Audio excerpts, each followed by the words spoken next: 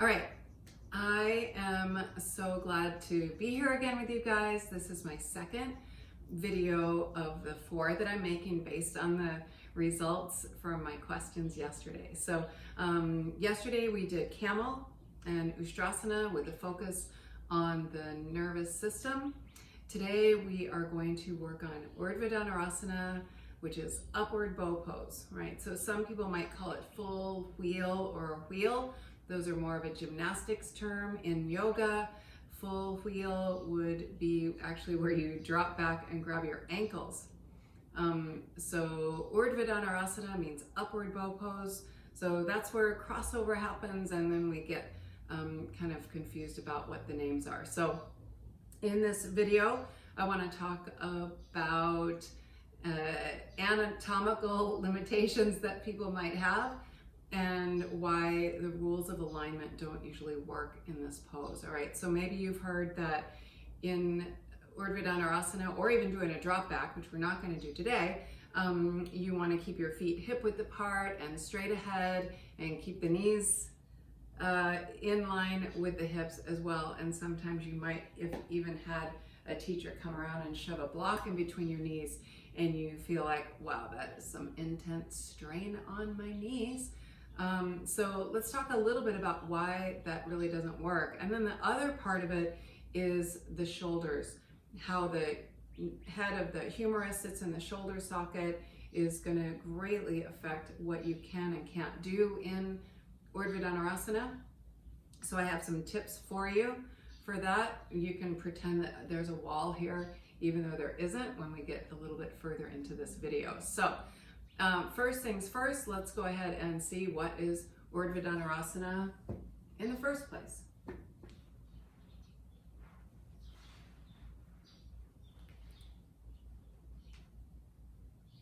This is essentially where we are headed today, all right?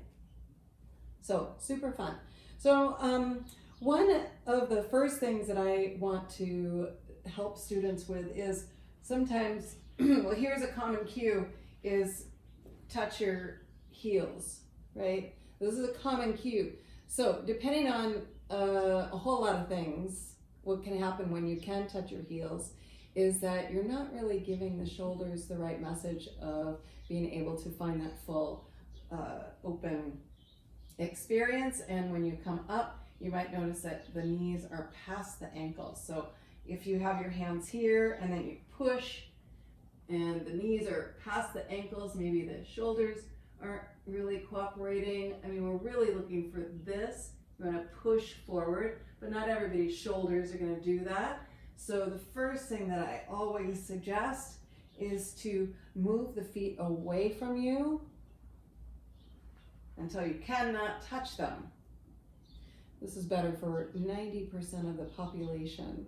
So another thing that I often suggest is, because let's first all go get MRIs before we do a backbend and see what's the torsion of the femur.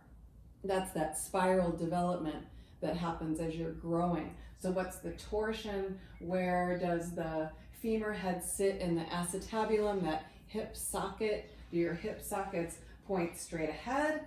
Are they oriented out a little bit? Are they a little bit up? Are they a little bit down? Does the femur head sit in it and the neck of the femur is really long, so you've got big range of motion? Is the neck really short? So we don't really know. So these cues and rules of alignment they fit like 17% of the population, right? So the second thing that I recommend, not just moving the feet away so that you cannot touch your heels, is to turn the toes out. Take the feet a little bit wider, turn the toes out, and you are going to feel, even if you can do this with your feet hip width apart, you know, whatever. You just experiment with it like this. If you are a teacher, you have to experiment with all these different modifications so that you are really speaking authentically to your students. There's no pose that is one size fits all, period. So I'm going to take my feet out a little bit further and turn the toes out. I know even in my own practice, this relieves any tension that I feel in my low back. And it's also because we're eliminating tension in the pelvis and the hip joints. Chances are your shoulders are going to feel better about opening up. All right, so we're just going to play around with this. Let's start here. So my feet are a little bit wider. I cannot touch my heels. And when you push, rather than pushing straight up, remember that downward current we talked about yesterday in camel? Now we want to push through the feet more. Push and inhale, and we're going to push in this direction. All right, so that's what's going to happen right now. Push in this direction. So there's no rule that your back bend can't look like this. This is not like, this super tight back bend isn't necessarily what we're shooting for. We're shooting for freedom in expression and to be able to have a big, deep breath while we are in our back bend practice, okay? So that's two modifications that might already be giving you some freedom in this pose.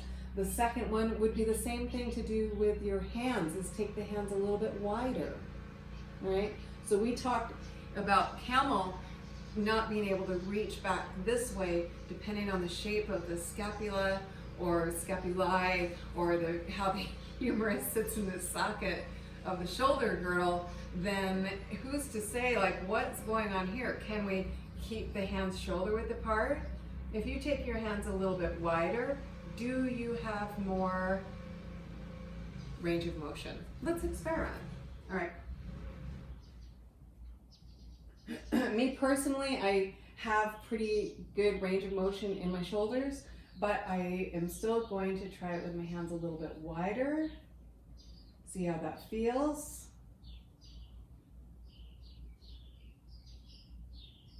And I can really push through my hands and my feet here. And it feels pretty good. I feel like I am not feeling any compression, right? So let's avoid compression at all costs. So I'm gonna grab my blocks now. So this is where you have to pretend that I'm on the floor, or against a wall, sorry. We don't have to pretend that I'm on the floor. So another common thing that I see people do is to, or teachers, they cue people to do this, or I see people do it, is to lift up onto the head and then push up, right? So that kind of looks like this. And then they have to use upper body strength to come out of it. So I want to tell you why that is not ideal, all right? Because we want to use that downward current, that push down through the feet, and an effective inhale to lift you up, pushing in that trajectory. What happens energetically when you lift up onto the head is all of that energy current that you're developing through that downward current and that upward current of Shakti lifting you and in sync with the breath, that all just stops. You just hit a dead end. You get on the top of the head and everything stops, and then you have to use only upper body strength. And that's the opposite of what we want out of a yoga practice. In yoga, we are looking for those two currents, that downward current of Shiva giving it that strong foundation, and that upward current of Shakti taking us on the ride, right? So by stopping on your head, all of that goes out the window. All right, so go ahead and you're gonna use some blocks. This is gonna help. If you just pretend I'm at a wall. If I were at a wall, I would have the blocks angled like this, all right? So that my hands are gonna go here. It's less compression on the wrist. You're gonna find that you have more space in the shoulder girdle by doing this, all right? But I'm gonna cheat and just have them next to me and hope they don't slip when I fall out. All right, so that's pretty good. Oh my God, it feels amazing. Even if you can do a back bend, play around with using blocks, because I feel like I have so much more extension, which is actually flexion anatomically, but yoga teachers, we like to call it extension. All right, so what's gonna happen is you're gonna push through the feet. You don't wanna be able to touch the heels. You've got your hands here, and you're not lifting up straight, you're lifting up that way at an angle. You're gonna push and inhale. Push through the feet. Let that do all of the work, all right? Push, inhale.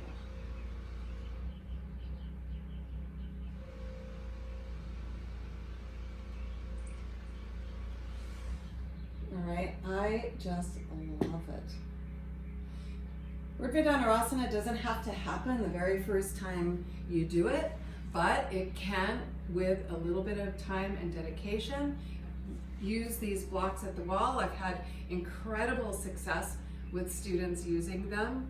So go ahead and give that a try. If you have questions and you want some personalized information or help with your progress, just send me a video and I'll help you out. Alrighty?